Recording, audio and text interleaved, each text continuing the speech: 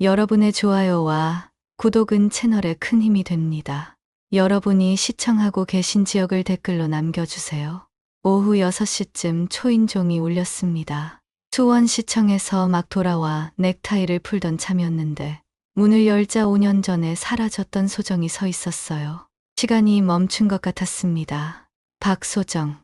내 전처가 정말로 우리 집 앞에 와 있었거든요. 손에는 포장된 선물 봉지를 들고 있었고 예전과는 완전히 다른 화려한 옷차림을 하고 있었어요. 머리도 웨이브 파마를 했고 화장도 진했죠. 5년 전 떠날 때의 낡은 운동복 차림과는 천지 차이였습니다. 안녕, 성호야. 오랜만이네. 소정이 먼저 말을 걸었어요. 목소리는 예전과 같았지만 어투가 어색했습니다. 나는 멍하니 서 있을 수밖에 없었어요. 5년 동안 연락 한 번 없던 사람이 갑자기 나타나면 누구든 그럴 겁니다. 애들 있어? 민재랑 수진이. 소정이 집안을 들여다보며 물었어요. 지금은 없는데 왜? 내가 대답하자 소정은 아쉬운 표정을 지었습니다. 애들이랑 오랜만에 밥이나 먹고 싶어서. 5년 동안 소식도 없던 사람이 갑자기 와서 밥을 먹자니 뭔가 이상했어요.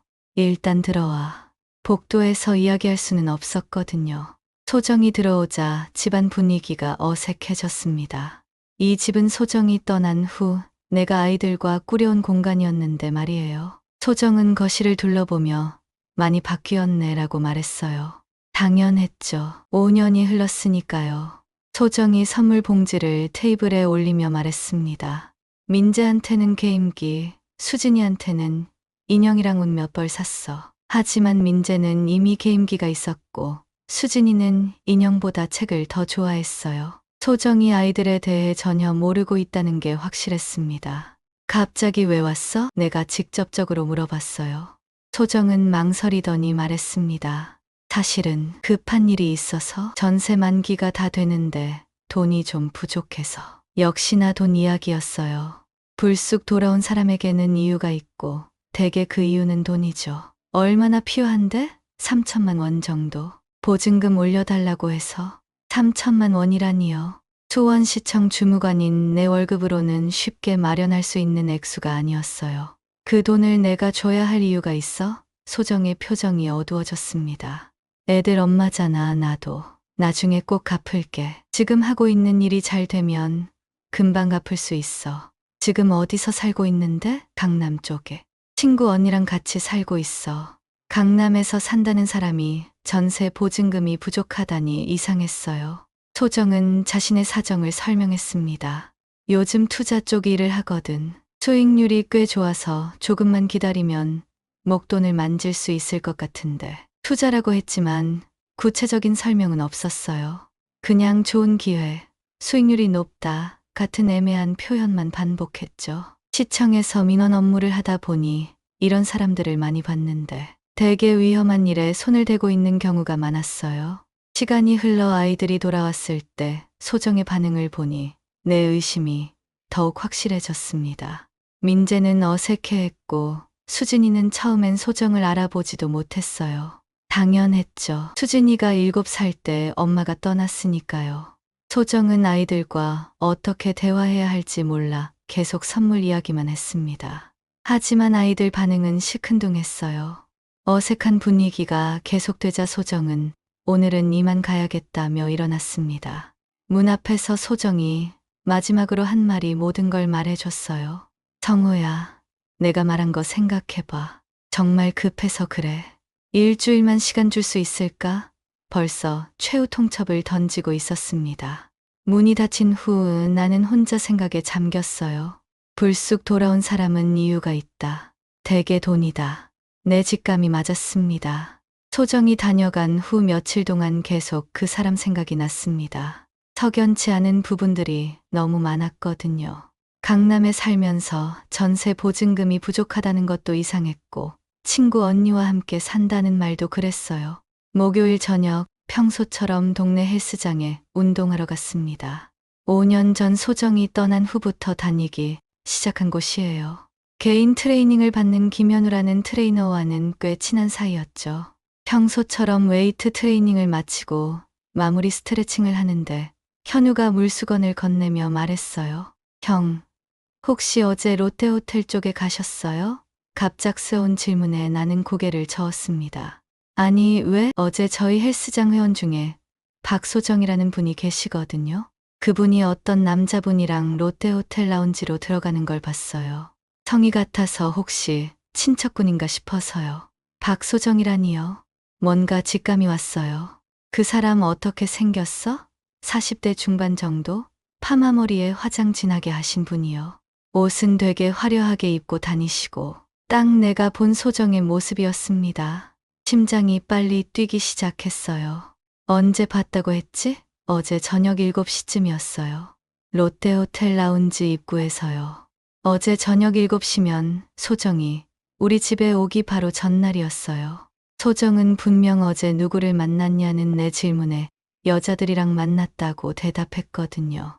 명백한 거짓말이었죠. 그 남자는 어떻게 생겼어? 키 크고 180 정도? 정장 입고 있었고 차는 검은색 제네시스를 타더라고요. 현우의 설명을 들으면서 여러 추측이 떠올랐습니다. 소정이 누군가와 함께 살고 있다는 것, 그 사람이 남자일 가능성이 높다는 것, 강남에 산다는 것도 그 남자 집일 거고요.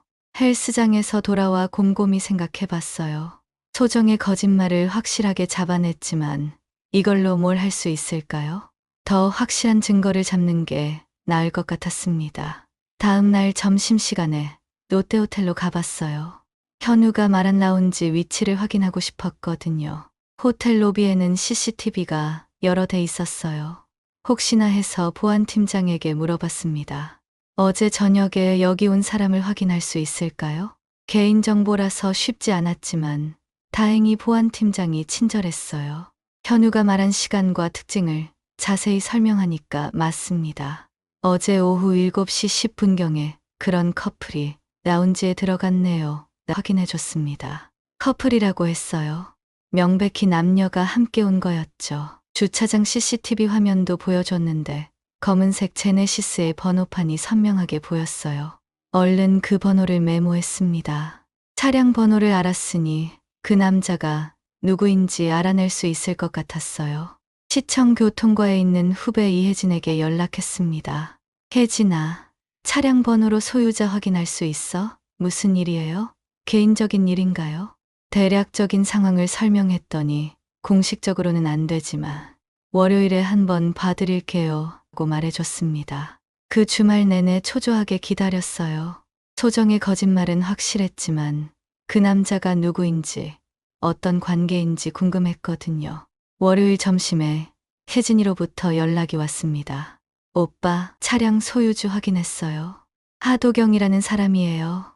48세, 서울 강남구 거주. 직업은 금융 컨설턴트네요. 하도경. 처음 들어보는 이름이었지만 강남구 거주라는 건 소정 말과 일치했어요. 금융 컨설턴트라는 직업도 소정이 말한 투자 일과 연결되는 부분이 있을 것 같았고요. 하도경. 이제 그 남자 이름을 알았습니다. 소정이 함께 살고 있다는 친구 언니는 실제로는 하도경이었던 거죠. 그렇다면 소정은 왜 거짓말을 했을까요? 그리고 정말 단순한 동거인일까? 아니면 더 깊은 관계일까요? 하도경이라는 이름을 알게 된 후 며칠 동안 조사해봤습니다.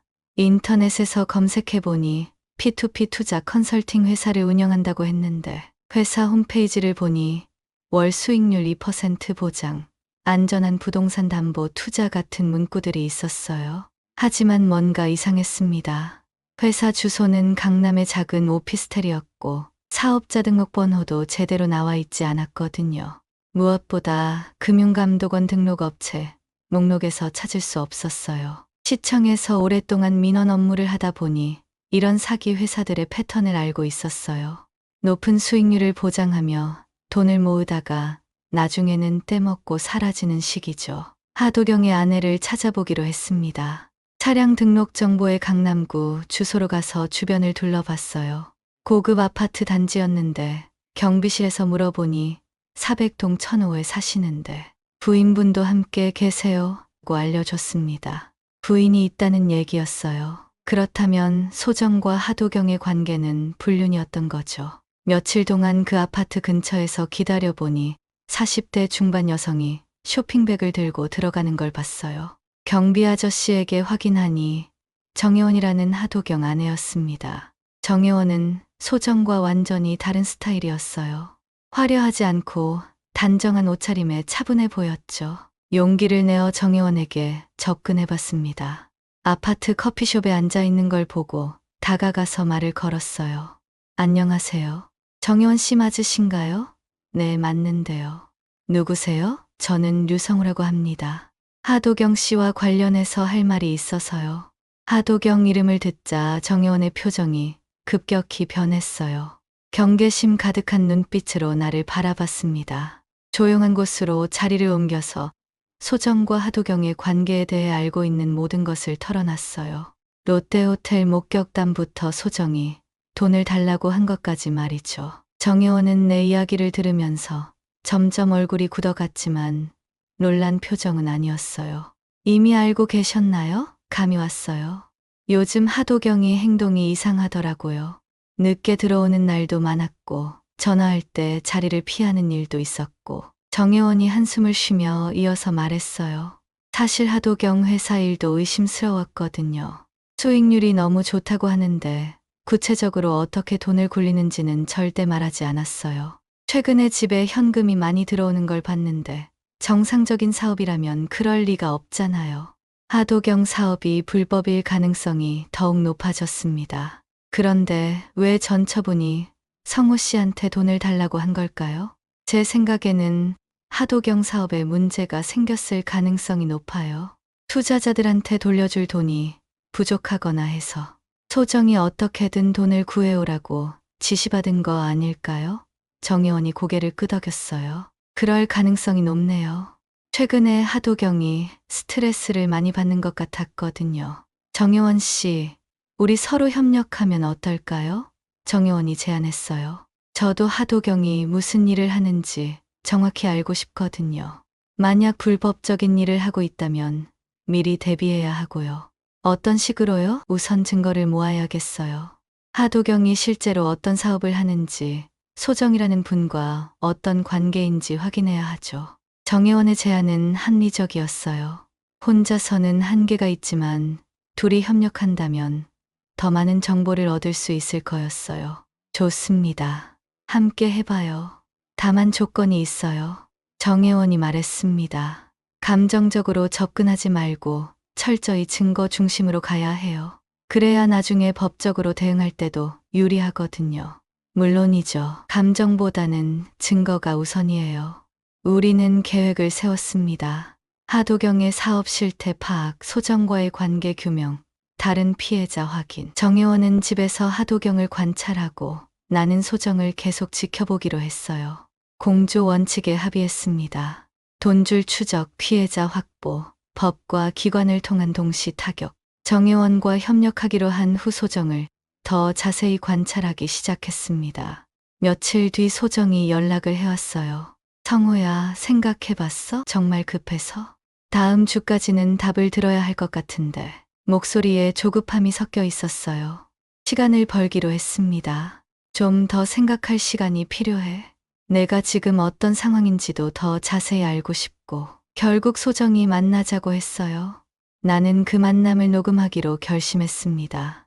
혹시 소정이 중요한 말을 할지 모르니까요.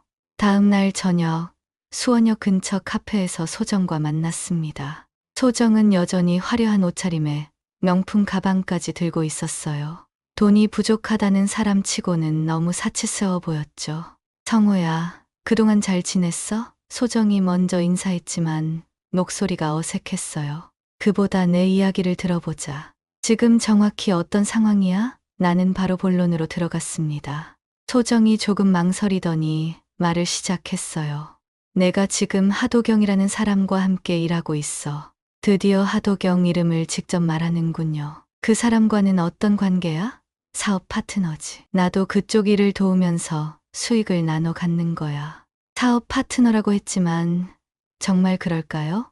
내가 본 것으로는 연인 관계에 더 가까워 보였는데요. 구체적으로 어떤 투자야? 부동산 관련 투자지. 수익률이 정말 좋아. 월에 2%는 기본이고 잘 되면 3%까지도 나와. 월 2, 3%라니요. 정상적인 투자로는 불가능한 수준이었어요. 그런데 왜 전세 보증금이 부족한 거야? 소정이 잠깐 당황했어요. 지금 큰 투자 건이 진행 중이라서 현금이 묶여 있거든. 한 달만 지나면 큰 수익이 날 예정인데 전세 만기가 먼저 와버린 거야. 전형적인 폰지 사기 패턴이었습니다. 소정아, 혹시 그 일이 위험하지는 않아? 소정이 약간 흥분하며 대답했어요. 전혀 위험하지 않아.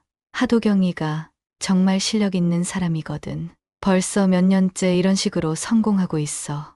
소정이 이미 상당히 깊숙이 개입되어 있는 것 같았어요. 정말로 나한테서 돈을 빌려야 해? 소정의 표정이 어두워졌어요. 사실은 그 사람도 지금 현금 사정이 안 좋아. 큰 프로젝트 때문에 자금이 많이 들어가서. 그래서 내가 알아서 해결해야 하는 거야. 알아서 해결하라고요? 정말 사업 파트너라면 함께 해결책을 찾을 텐데 말이에요. 소정아, 솔직히 말해봐. 너 그 남자랑 무슨 관계야? 소정이 잠깐 말문이 막혔어요. 성우야, 그런 건 중요한 게 아니야. 중요한 건 내가 분명히 갚을 수 있다는 거야. 대답을 회피하는 것 자체가 답이었어요. 그럼 언제까지 갚을 수 있어? 한 달. 아니, 2달 안에는 확실히 갚을 수 있어. 나는 녹음이 잘 되고 있는지 확인했어요. 소정의 모든 말이 증거가 될 테니까요. 집에 돌아와서 녹음 파일을 들어보니 소정의 발언들이 선명하게 녹음되어 있었어요. 하도경과 함께 일하고 있다. 월 2, 3%. 수익률, 큰 프로젝트 진행 중. 같은 내용들이 중요한 증거가 될 수 있을 것 같았어요. 다음 날 정혜원에게 연락해서 어제 대화 내용을 설명해 줬어요. 녹음 파일도 들려줬고요. 역시 그렇군요. 정혜원이 한숨을 쉬었어요. 집에서도 몇 가지 이상한 점을 발견했어요. 최근에 현금으로 받는 돈이 많이 늘었고, 전화할 때 자꾸 원금 보장, 안전한 투자 같은 말을 하는 걸 들었거든요. 원금 보장은 명백히 불법이었어요. 며칠 전에 하도경 방을 청소하다가 투자 계약서 같은 걸 봤는데 여러 사람 이름이 적혀 있더라고요. 그런데 계약서에 다른 회사 도장이 찍혀 있었어요. 복잡한 구조가 있다는 뜻일 수도 있었어요. 우리 이제 좀 더 본격적으로 조사해봐야 할 것 같아요. 저도 그렇게 생각해요. 기회를 봐서 노트북도 확인해 볼게요. 본격적인 수사가 시작되는 순간이었습니다. 며칠 후 정혜원으로부터 중요한 연락이 왔어요. 성우 씨, 큰 거 잡았어요. 하도경 노트북에서 투자자 명단을 발견했어요. 급하게 만나서 정혜원이 가져온 자료들을 살펴봤습니다. 하도경 노트북에서 캡처한 스크린샷들인데 투자자들의 이름과 연락처, 투자 금액이 상세히 적혀 있었어요. 투자자 수가 100명이 넘었고 총 투자 금액이 15억 원을 넘어갔습니다. 이건 정말 큰 사기 사건이네요. 정혜원이 고개를 끄덕였어요. 더 심각한 건 최근 들어 환불 요청이 많이 들어오고 있다는 거예요. 하도경이 전화 받을 때마다 짜증을 내는 이유가 이거였어요. 사기 구조가 한계에 다다르고 있다는 뜻이었죠. 그래서 소정이한테 돈을 구해오라고 한 거네요. 맞아요. 그런데 소정만 있는 게 아니에요. 다른 여자들도 몇 명 더 있어요. 정혜원이 추가 정보를 알려줬어요. 하도경 휴대폰에서 여러 여자들과 주고받는 문자를 봤거든요. 모두 급하니까 주변에서 돈 좀 구해와 이런 식이었어요. 하도경이 여러 여자들을 동시에 이용하고 있었던 거예요. 투자자들 연락처를 구할 수 있을까요? 사진으로 찍어뒀어요. 그중 몇 명을 골라서 전화를 걸어봤어요. 신분을 밝히지는 않고 하도경 투자에 관심이 있다는 식으로 접근했죠. 첫 번째로 연락한 김모 씨는 목소리에 불안감이 묻어났어요. 하도경 씨 투자요? 지금 좀 문제가 있어요. 작년에 2천만 원 투자했는데 몇 달 전부터 이자도 안 주고 연락도 잘 안 돼요. 처음에는 약속대로 이자를 줬나요? 네, 처음 몇 달은 월 2%씩 정확히 줬어요. 그래서 추가 투자하려 했는데 갑자기 연락이 안 되더라고요. 전형적인 폰지 사기 패턴이었습니다. 두 번째 박모 씨도 비슷했어요. 3천만 원 투자했는데 지금 한 푼도 못 받고 있어요. 이제 정말 화가 나서 고소할까 생각 중이에요. 다른 피해자들도 있나요? 네. 저희끼리 단체 카톡방도 만들었어요. 지금 10몇 명 정도 모였는데 모두 비슷한 피해를 당했어요. 피해자 단체 카톡방이 있다니요. 정말 중요한 정보였어요. 결국 강모 씨가 카톡방에 초대해줬어요. 들어가 보니 피해자들이 15명 정도 모여 있었고 모두 하도경에 대한 불만을 쏟아내고 있었습니다. 하도경이 또 연락 안 돼. 이번 달도 이자 못 받겠네. 변호사 상담받아 볼까? 이런 대화들이 오가고 있었어요. 피해자들의 투자 규모는 적게는 1,000만 원부터 많게는 억대까지 총합하면 10억 원을 넘을 것 같았어요. 모두 같은 패턴의 피해를 당하고 있었죠. 며칠 후 정혜원이 또 다른 정보를 가져왔습니다. 하도경이 며칠 전에 급하게 어디론가 나갔다 왔어요. 돌아와서는 계속 전화를 받는데 계좌 정리, 서류 폐기 이런 얘기를 하고 있었어요. 증거인멸을 시도하는 거였어요.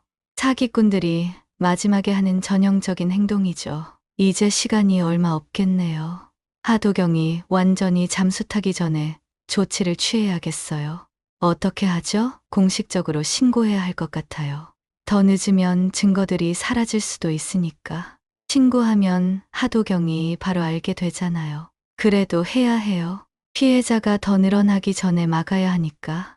우리는 신고 계획을 구체적으로 세웠어요.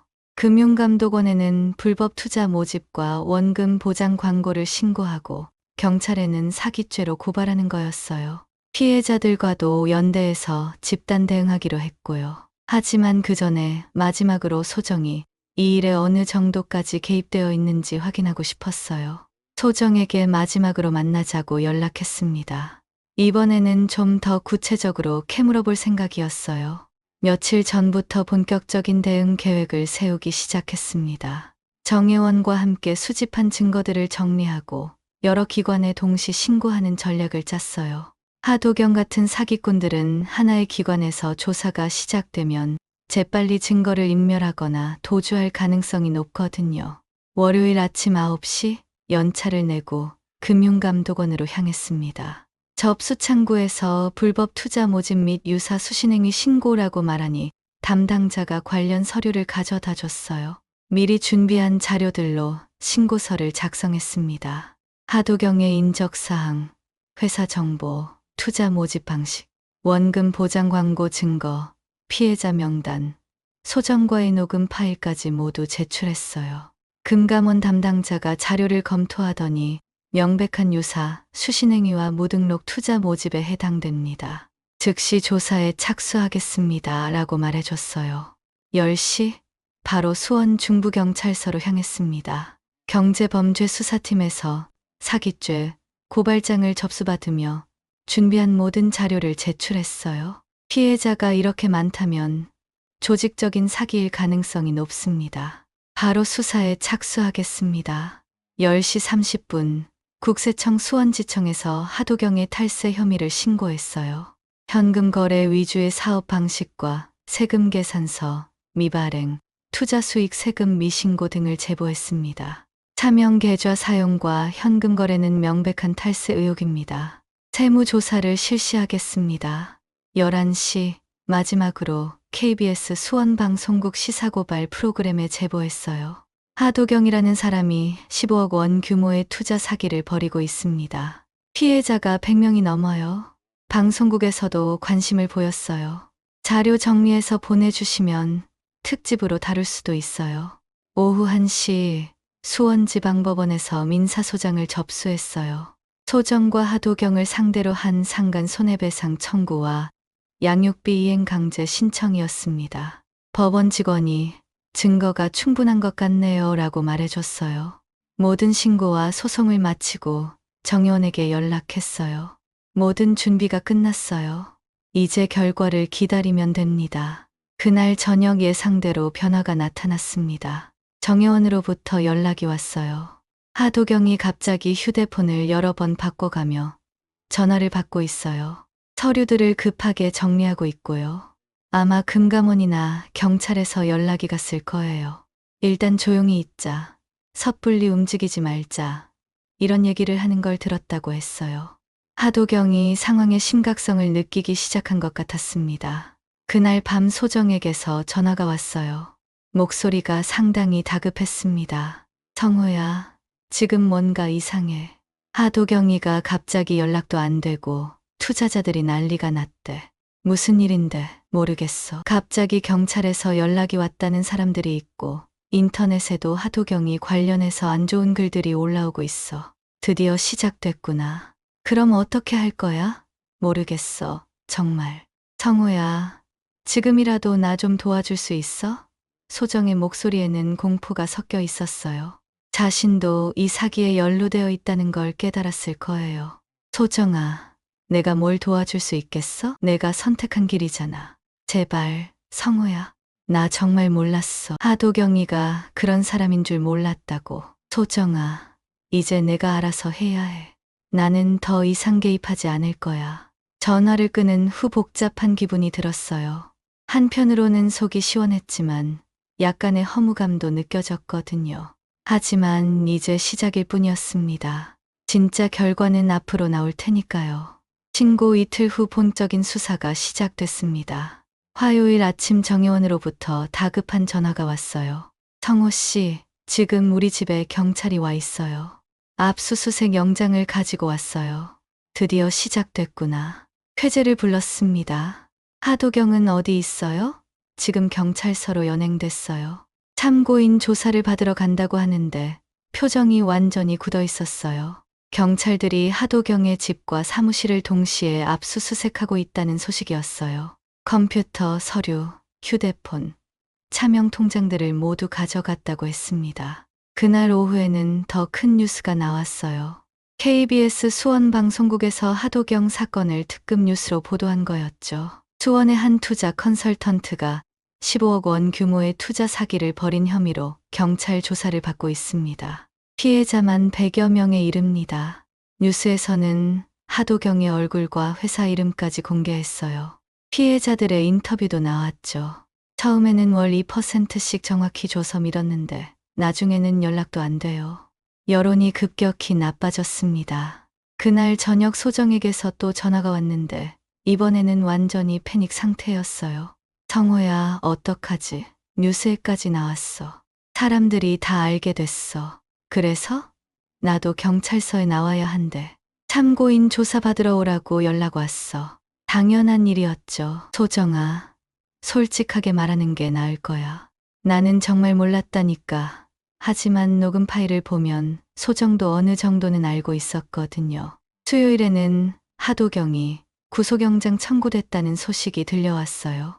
도주 우려와 증거인멸 가능성이 높다며 구속영장을 신청한 거였어요. 국세청에서도 세무조사를 시작했다고 했고요.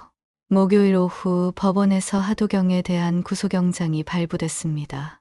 뉴스에서는 투자 사기 사건이 본격 수사 단계에 들어갔다고 보도했어요.